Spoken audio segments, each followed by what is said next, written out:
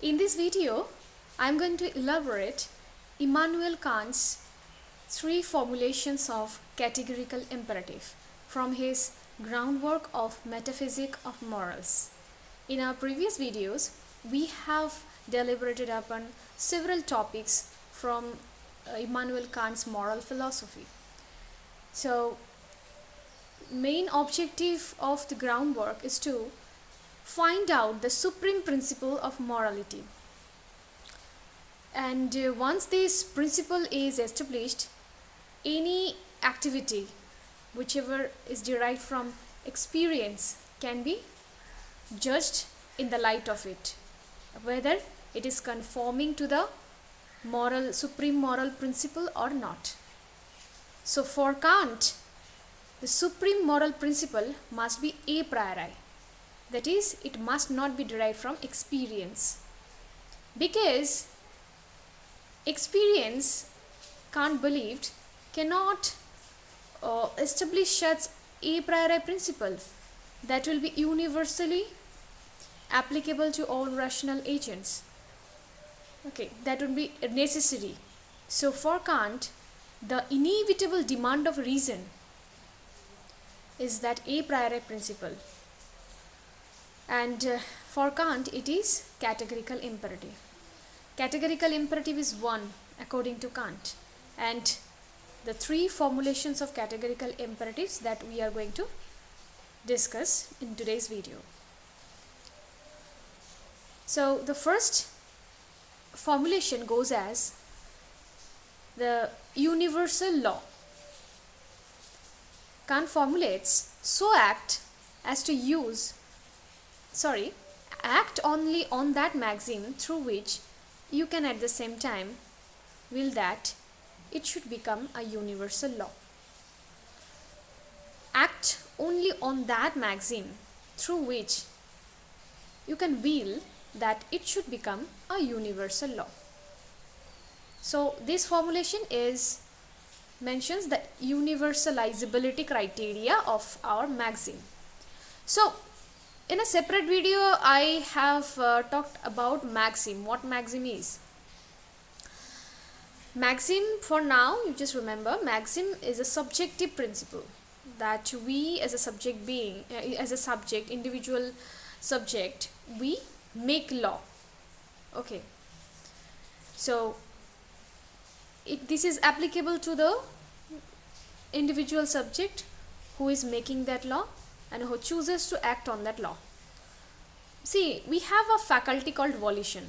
Let me introduce this topic a bit so that we can relate it to the formulations. Otherwise, the formulations will not be clarified. Okay, so we have a faculty called volition will. So this faculty enables us to make law, and at the same time we are subject to the law.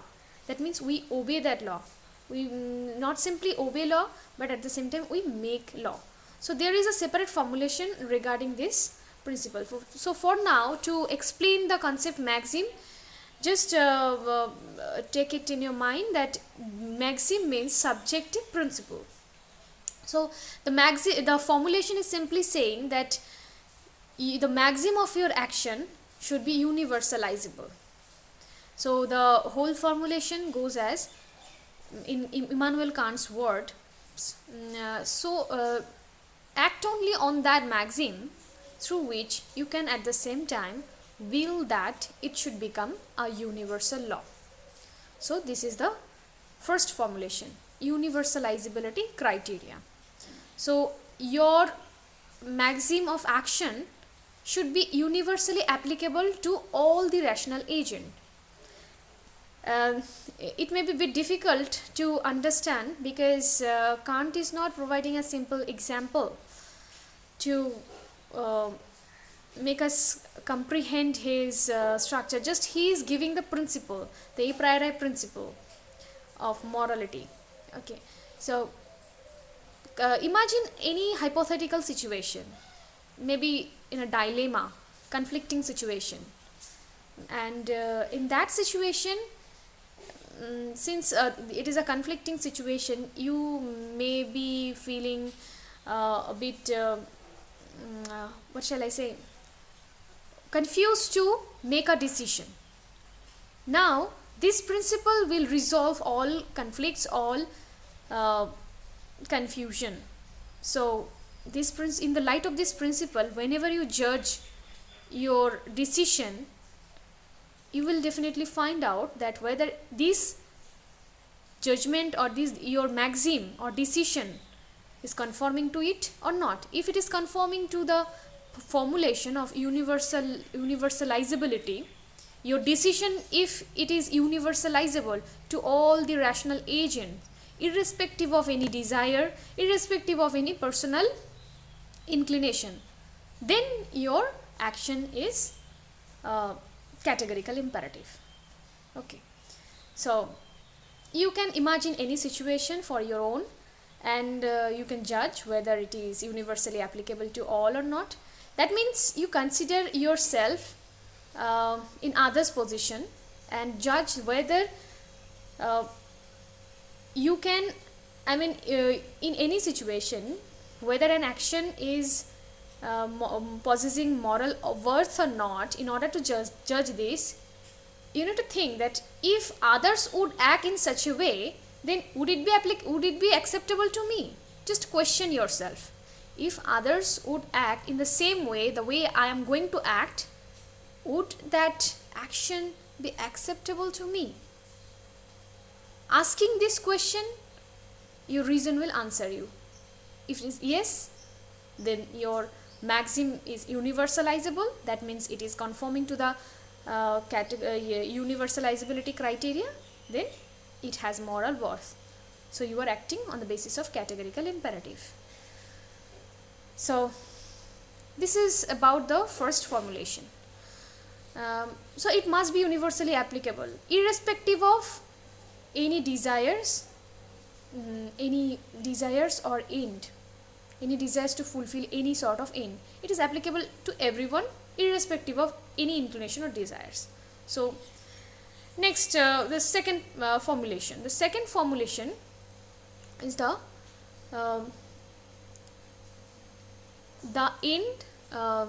formulation of the formulation of the end in itself. And the formulation goes as so act as to use humanity both in your own person and in the every other person, never simply as a means, but at the same time as an end. So this is basically stressing upon the our treatment towards other person with due dignity and respect their worth. This formulation is highlighting this point, that we should never treat other person never as means, but at the same time we should treat them as an end. That means we should never simply treat them as a means, but at the same time we should treat them as an end. So here the two words, simply and at the same time, is very important. It should not be overlooked. So again I am reiterating the formulation. So act as to use humanity both in your own person and in the person of every other, never simply as a means, but at the same time as an end. So what is this basically saying? If we carefully examine this formulation, there are 4 components that must be taken into consideration, and it is very helpful in moral decision making in our ordinary day-to-day life. You can also practice this in your regular activities, regular decision making processes. So act as to use humanity both in your own person and in the person of every other. There are some situations, the situation in your life that you can remember that you have used yourself as a means to fulfill an aim. So we first of all leave others we ourselves used us as a mean.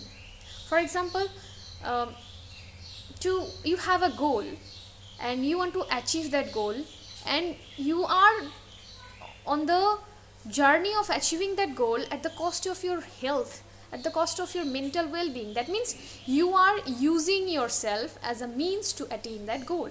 So Kant is warning us that our formulation of categorical imperative must be like that, that we should never use us as a means. In our own case also, we should never treat us simply as means, but at the same time as an end. So this is about our own case, our own humanity. And in every other's case also, we should apply the same formulation. So this is the first and the second component. Now, never simply as means and at the same time. Simply and at the same time must not be overlooked over here. So, simply here suggests that we may use some person as a means sometimes, but we should not use them as simply as a means, but at the same time highlighting it at the same time as an end. So what does it mean? So I'm giving you an example to clarify this point. In grocery store, okay, when we visit a grocery store, so we may be using the grocery store keeper as a means, because we are using him to buy grocery items. We are using his service. Okay, but are we using him simply as means? No.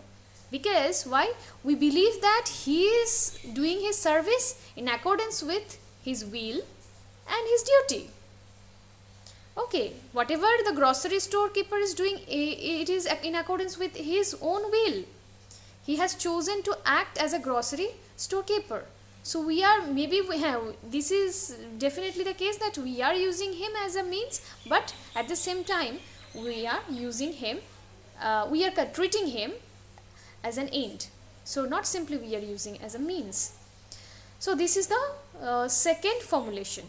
So now the third formulation goes as the autonomy of will.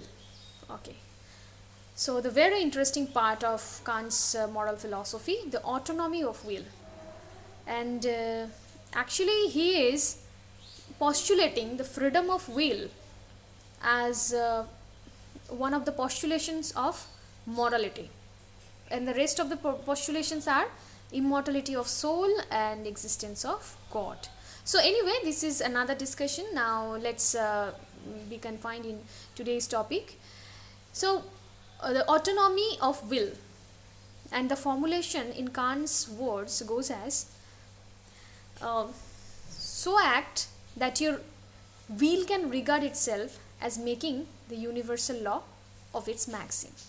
So act, I'm reiterating it, so act that your will can regard itself as making a universal law through its maxim.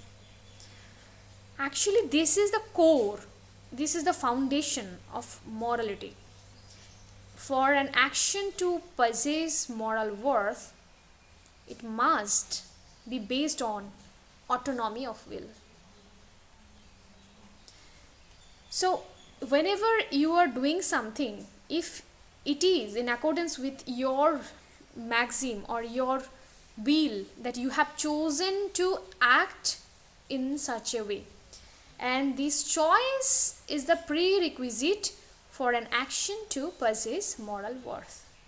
Otherwise, any activity whichever is done out of compulsion or due to other reasons, like you may have encountered one example that our reflex actions, this is also one sort of action like sneezing and response to nature's call. So sneezing and other sort of reflex action, okay, touching a hot utensil, your hand instantly moves back. So these all sorts of examples are activities, some sort of activities. These are some sort of activities, but these have been categorized as reflex action, and they do not possess moral worth because these do not spring from our freedom of will or will. We have not chosen to act in that way. It is due to our biological reflex. Okay, so there are certain activities also, not only this reflex action, where whatever action has not been done out of freedom of will or volition do not possess moral worth. So the main criteria for an action to be morally worthful, it must be based on, it must spring from autonomy of will. So that means we make law and we obey the law. So our moral worth is not confined only in the part of obeying a law, but we make the law and then we choose to act on that law. These constitute the third principle, which is the autonomy of will. And another principle, actually another two principles Kant has enjoined in his Formulations of Categorical Imperative, and among these now we will going to touch upon the kingdom of will. He is using the phrase kingdom of will. Kingdom of ends. Kingdom of ends suggests that a hypothetical community where each and every member, rational agents, are treating each others as an end, and they act on the basis of universal moral principles, and they never treat them simply as means, but they treat each other with due dignity and respect. So this is a community, and Kant calls it kingdom of aids. With this, I'm going to end up my video, and again I shall come back with another topic.